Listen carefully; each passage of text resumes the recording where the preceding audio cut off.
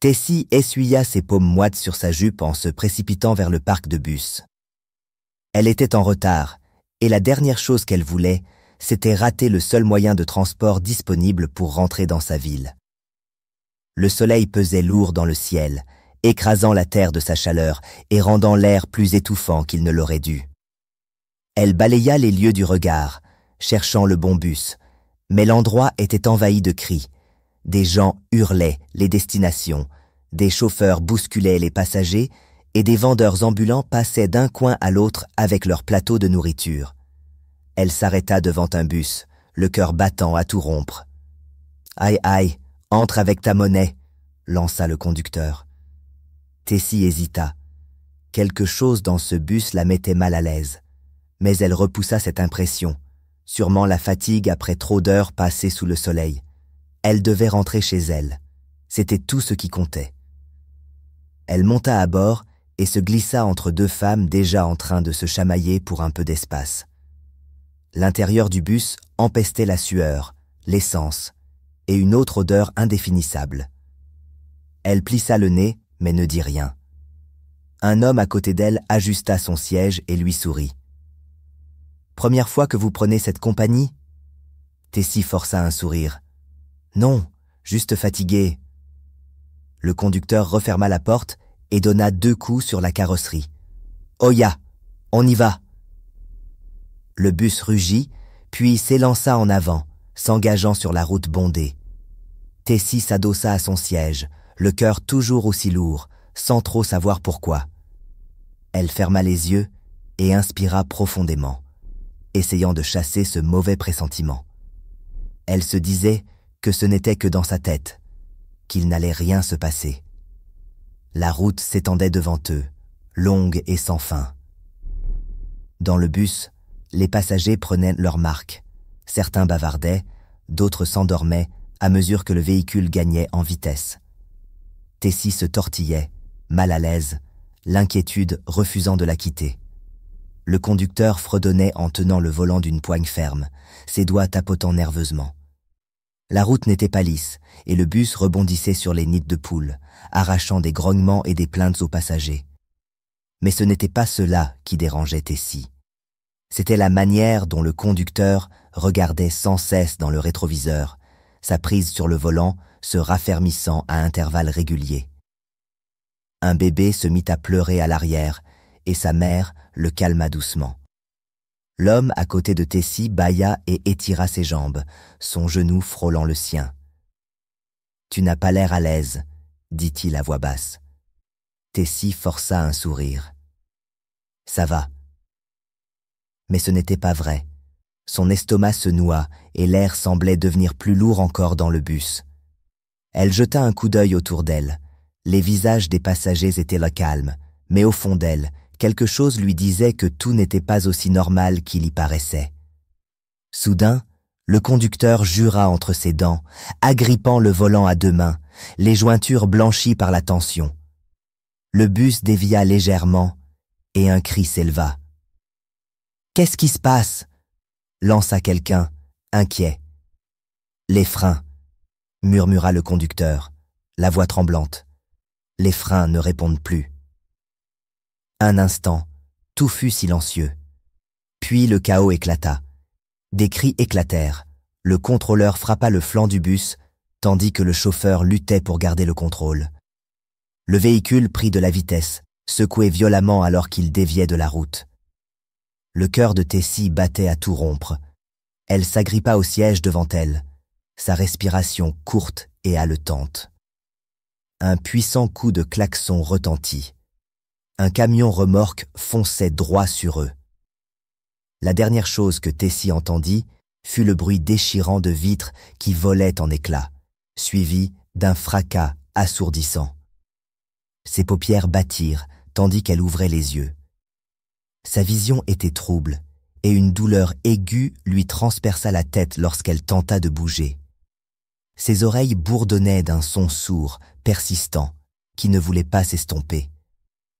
L'air empestait le sang, le caoutchouc brûlé et une autre odeur, métallique, âcre et pesante. Elle cligna des yeux, forçant sa vue à s'ajuster. Le bus n'était plus sur la route. Il était couché sur le flanc, le toit écrasé, les vitres réduites en miettes. Partout, des corps inertes, certains à l'intérieur, d'autres projetés au loin, éparpillés dans le chaos. Aucun ne bougeait. La gorge de Tessie se noua. Elle tenta de se redresser, mais son corps refusait de répondre. Ses mains tremblaient tandis qu'elle cherchait à tâtons le siège voisin.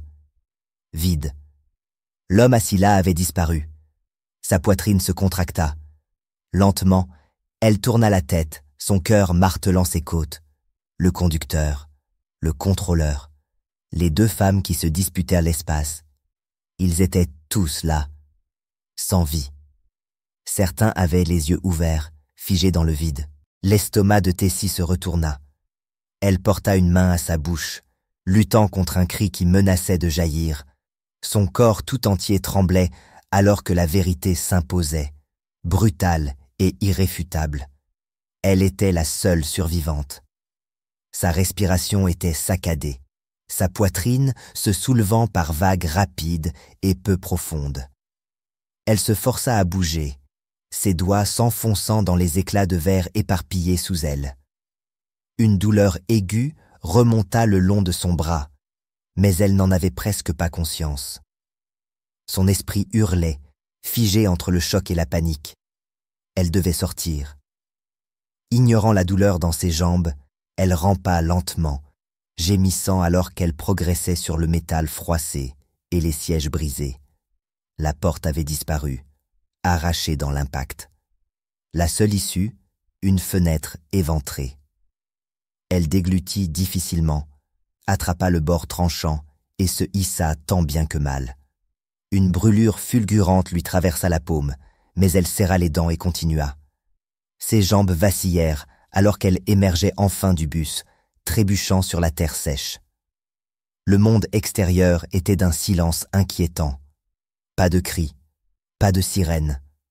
Rien que le bruissement léger des feuilles dans le lointain. Tessie se retourna lentement, et son estomac se tordit à la vue qui s'offrait à elle. Des corps jonchèrent le sol, brisés, immobiles. Le bras du contrôleur pendait mollement d'un amas de tôle. Sa voix, autrefois si forte, s'était tue à jamais. La mère qui avait calmé son bébé gisait contre un rocher, l'enfant inerte dans ses bras. Un sanglot monta à la gorge de Tessie, mais elle le ravala. Ce n'était pas possible, ça ne pouvait pas être réel. C'était forcément un cauchemar. Ses mains tremblaient alors qu'elle effleurait son visage, sentant la chaleur poisseuse du sang qui maculait sa peau. Mais ce n'était pas le sien. Une nausée montait en elle. Elle voulait hurler, courir, s'éveiller de ce cauchemar. Mais elle ne pouvait pas. Elle était toujours là, et tous les autres étaient partis. Tessie resta figée, le corps secoué de tremblements, ses jambes refusant de la porter. Le silence l'enveloppait, dense, étouffant. Ses yeux scrutaient les alentours, désespérément à la recherche d'un signe de vie. Mais il n'y avait rien, rien que les carcasses de métal tordues et l'immobilité glaçante de la mort. Son cœur battait à tout rompre, sa respiration courte et irrégulière. Elle serra les poings, tentant de contrôler ses tremblements, mais la peur l'envahit comme une main glacée autour de sa gorge. Pourquoi était-elle la seule à avoir survécu? Elle chancela en avant, les jambes flageolantes, marchant à travers les décombres. Elle devait chercher de l'aide. Mais la route était vide, pas une voiture, pas une silhouette. Rien qu'un horizon silencieux et abandonné. Les arbres bordaient la chaussée, menaçant dans leur immobilité, comme si même la nature avait déserté ce lieu. Tessie jeta un dernier regard vers le bus, vers les corps à l'intérieur, ces visages sans vie figés dans l'éternité. Son estomac se contracta, elle détourna les yeux, avalant péniblement pour retenir la bile qui lui remontait à la gorge. Un bruit la fit sursauter. Elle tendit l'oreille. C'était faible, étouffé. Un gémissement peut-être, un murmure rauque quelque part derrière les débris. Elle se retourna brusquement, le cœur battant la chamade. Quelqu'un était vivant. Ses jambes se mirent en mouvement avant même qu'elle n'y pense. Elle enjamba les débris, ignorant la douleur lancinante dans ses muscles, ses yeux fouillant chaque recoin à la recherche d'un survivant. Et elle le vit, le conducteur. Son corps était contorsionné contre le volant, du sang dégoulinant de son front. Mais ses lèvres bougeaient faiblement. Un souffle de douleur s'en échappait. Le souffle de Tessie se coupa. Un espoir brûlant jaillit en elle. Elle n'était pas seule. Ou bien était-ce son imagination? Elle tomba à genoux à ses côtés, les mains hésitantes, tremblantes, planant au-dessus de lui sans oser le toucher. Ses yeux étaient mi-clos, clignotant lentement. Sa respiration, faible, irrégulière. « Monsieur, vous m'entendez » Sa voix n'était qu'un souffle tremblant. Elle posa délicatement la main sur son épaule. Un faible gémissement lui répondit. Ses doigts frémirent légèrement. Le cœur de Tessie s'emballa. Il était vivant. Mais pour combien de temps? Elle balaya les environs du regard. La route demeurait vide. Aucune voiture, aucun secours en vue. Où étaient les gens? Pourquoi personne n'était encore venu? La panique menaça de l'envahir, mais elle la repoussa du mieux qu'elle put. Elle devait agir. Ses mains se déplacèrent vers la poitrine du conducteur, cherchant des blessures. Son chemisier était trempé de sang, mais impossible de dire d'où il provenait. Sa respiration restait superficielle, sa peau froide et moite. Tessie déglutit difficilement. Elle devait trouver de l'aide. Mais où? La ville la plus proche était loin, et elle ne savait même pas dans quelle direction partir. Le laisser là, c'était le condamner. Mais rester ici sans rien faire, c'était peut-être pire. Le temps jouait contre eux. Son regard se tourna de nouveau vers les débris. Peut-être qu'il y avait quelque chose dans le bus. Un téléphone, une trousse de secours, un sac, n'importe quoi. Elle hésita, puis se força à se lever. « Je reviens », murmura-t-elle, plus pour se rassurer elle-même que pour lui. Elle se détourna, le cœur lourd, mais déterminé. Elle n'avait pas survécu à tout ça pour le regarder mourir. Grimpant à nouveau sur les débris, elle s'agrippa au rebord de métal tordu pour avancer. Chaque mouvement réveillait une douleur sourde, mais elle n'y prêtait pas attention. Elle avait une mission. À l'intérieur du bus, l'air était lourd, saturé de l'odeur du sang, de la chair et du tissu brûlé. Elle s'efforça de ne pas poser les yeux sur les corps sans vie affaissés dans leur siège. Son estomac se noua, mais elle se força à continuer. Elle devait garder la tête froide. Un sac entrouvert attira son attention, abandonné près de l'allée. Le cœur battant, elle s'accroupit et y plongea la main, fouillant parmi les vêtements froissés et les objets éparpillés. Puis elle le sentit. Un téléphone. Son souffle se bloqua. Elle le sortit précipitamment et appuya sur le bouton d'alimentation. L'écran clignota brièvement, puis plus rien. Éteint. Non, non, non, marmonna-t-elle, secouant l'appareil comme si cela allait suffire à le ranimer. Elle le glissa malgré tout dans sa poche. Peut-être que quelqu'un d'autre avait un téléphone en état de marche. Elle reprit ses recherches, inspectant poches, sacs éventrés, tout ce qui pouvait contenir un espoir. Un autre téléphone. Elle appuya sur le bouton. Rien. Elle le jeta de côté, ses doigts tremblants. Le temps s'écoulait. Chaque seconde comptait. Un léger bruit la fit sursauter. Elle se figea, tendit l'oreille. C'était presque imperceptible. Un bruissement, un faible gémissement, venant de l'arrière du bus. Elle tourna la tête, le souffle suspendu. Quelqu'un était vivant? Ou bien était-ce son imagination? Son cœur s'emballa, résonnant dans ses tempes. Lentement, prudemment, elle s'avança, marchant sur les éclats de verre et les sièges disloqués. Le son provenait d'un coin baigné d'ombre. Et puis, elle la vit. Une petite main, tremblante, dépassait à peine d'un siège renversé. Tessie sursauta, puis se précipita. En se baissant, Elle découvrit une fillette recroquevillée sur le sol, son corps minuscule pressé contre le métal, sa robe tachée de sang. Mais était-ce le sien ou celui d'un autre?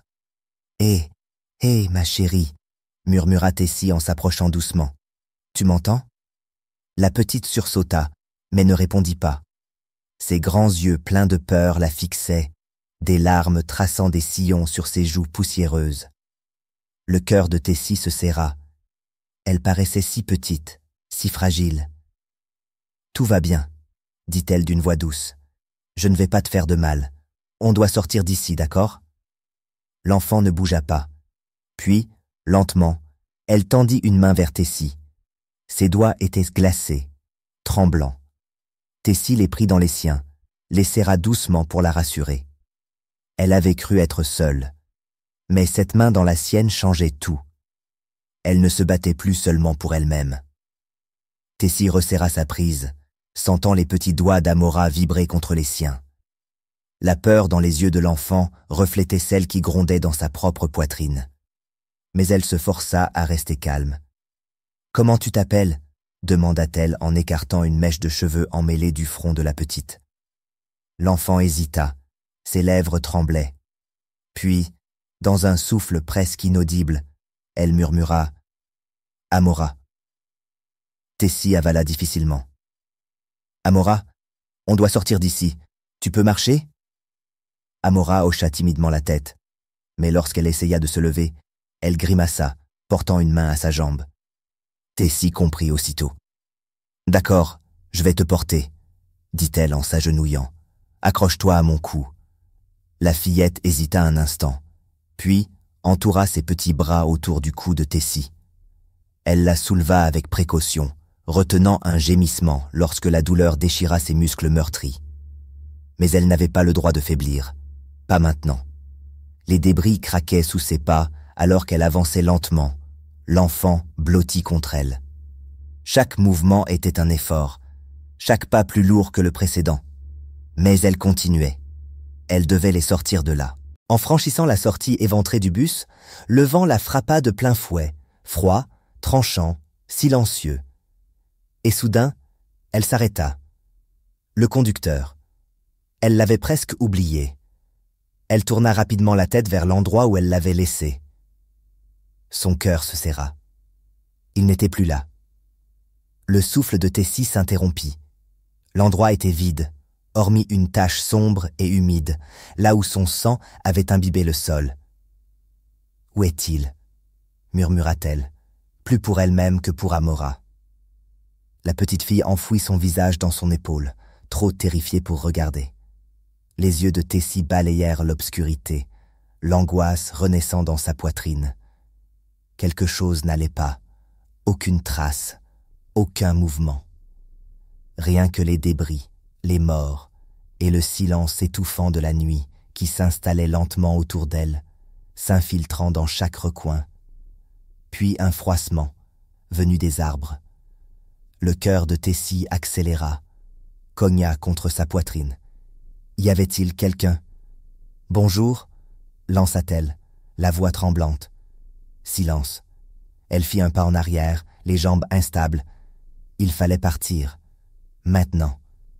Elle resserra sa prise sur Amora, ajustant la petite contre elle, et se tourna vers la route. La route vide. Pas de phare, pas de moteur, pas même un souffle de civilisation. Un frisson glacial remonta le long de sa colonne. Cela faisait trop longtemps. Quelqu'un aurait déjà dû passer. Elle déglutit difficilement, luttant contre la panique. « Tiens bon, Amora. On va sortir d'ici. » À chaque pas, une pression plus forte s'accumulait dans sa poitrine. Quelque chose n'allait pas, et plus elle s'enfonçait dans l'obscurité, plus cette sensation devenait oppressante. Quelque chose, ou quelqu'un, les observait. Ses pas s'accélérèrent. Amora semblait plus lourde à chaque foulée, mais Tessie refusait de s'arrêter. Le silence autour d'elle était anormal, trop dense. Chaque ombre semblait se mouvoir, chaque coup de vent portait un murmure glaçant. Elle jeta un regard derrière elle. Rien, seulement l'étendue noire de la route, et au loin, les restes tordus du bus. Où allons-nous? Demanda Amora d'une petite voix tremblante. Là où c'est sûr, murmura Tessie, bien qu'elle ne sache pas vraiment ce que cela signifiait. Elle savait juste qu'elle devait continuer. Puis elle l'entendit. Un bruit, faible mais clair, des pas. Son cœur se contracta violemment. Elle ne rêvait pas. Quelqu'un les suivait. Elle serra Amora contre elle, le regard fixe, l'esprit en ébullition. Courir à l'aveugle? Non. Elle devait savoir. Voir. Elle se retourna lentement, la respiration haletante. Et elle le vit, une silhouette, grande, immobile, là-bas, juste à la lisière de la lumière lunaire. Les traits étaient invisibles, noyés dans l'ombre, mais la posture, la présence, était indéniable. La gorge de Tessie se noua, son corps tout entier hurlait de fuir, mais ses jambes restaient figées. La silhouette avança d'un pas, puis d'un autre. Le sang de Tessie se glaça. Peu importe qui ou quoi c'était, cela se dirigeait vers elle. Enfin, ses jambes réagirent. Elle fit volte-face et se mit à courir, serrant Amora contre elle. La petite gémit, s'agrippant à sa chemise, son visage caché dans le creux de son cou. Derrière elle, les pas se rapprochaient. Lourds, réguliers, inéluctables. Les poumons de Tessie brûlaient, mais elle refusait de ralentir. La route s'étirait devant elle, vide, comme un couloir sans fin. L'espoir semblait s'effriter à chaque foulée. Puis une voix, basse, calme, trop calme. Arrête de courir. Le cœur de Tessie se serra. Elle n'osa pas se retourner. S'il te plaît, reprit la voix, plus proche maintenant. Je ne te veux aucun mal. Quelque chose dans ce ton. Ce n'était pas une menace. C'était presque suppliant. Elle ralentit légèrement, hésitante. Et si ce n'était pas un danger? Et s'il pouvait les aider? Mais chaque fibre de son être lui criait de ne pas s'arrêter. « Qui êtes-vous » lança-t-elle, sans s'arrêter. Silence. Puis, à nouveau, la voix, comme un murmure dans le vent. « Tu as survécu. » Un frisson glacial descendit le long de son dos. La manière dont il l'avait dit, ce n'était pas une observation. C'était une certitude. Comme s'il le savait déjà. Comme s'il l'avait attendu. Elle risqua un coup d'œil par-dessus son épaule. La silhouette était toujours là, figée dans l'ombre. Mais cette fois, elle vit quelque chose de plus. Une lueur.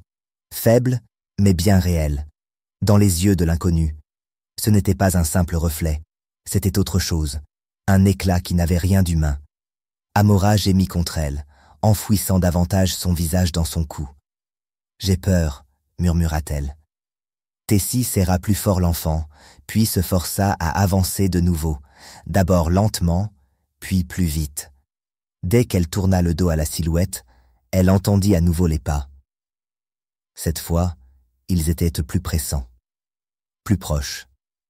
Elle voulait crier à l'aide. Elle voulait crier à l'aide. Mais qui viendrait? Il n'y avait personne. Personne.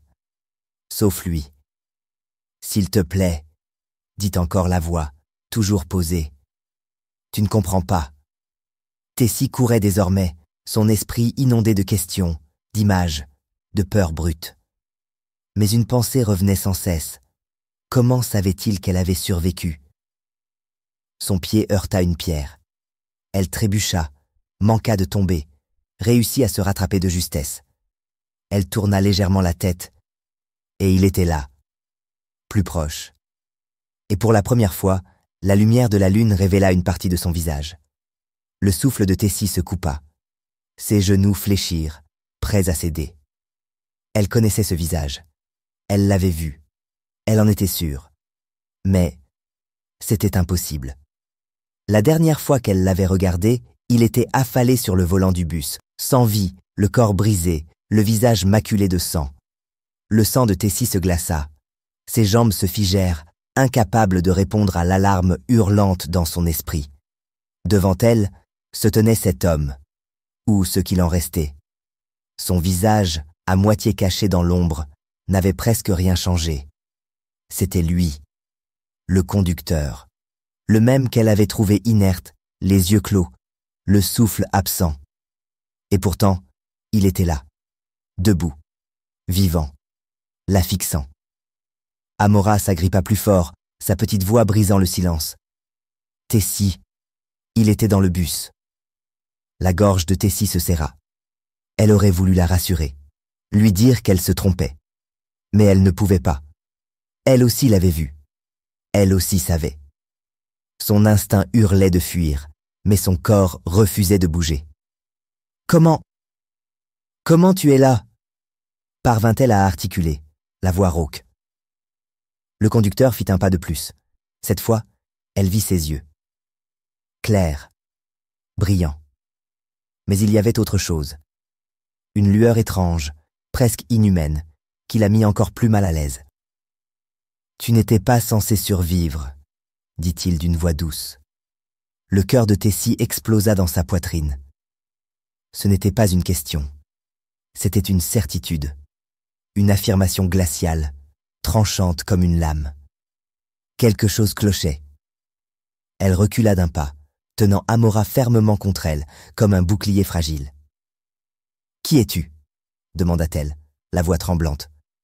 L'homme pencha la tête, légèrement, comme s'il l'observait, la décortiquait. Puis, sans prévenir, il sourit. Et Tessie sentit une terreur pure s'abattre sur elle, glaciale, irrationnelle. Ce n'était pas un simple sourire. C'était le même sourire. Celui qu'il lui avait adressé lorsqu'elle était montée dans le bus, bien avant que tout ne bascule. Le même sourire, identique, inexplicable. Elle comprit, à cet instant précis, que ce qui l'entourait n'était pas entièrement du domaine du réel.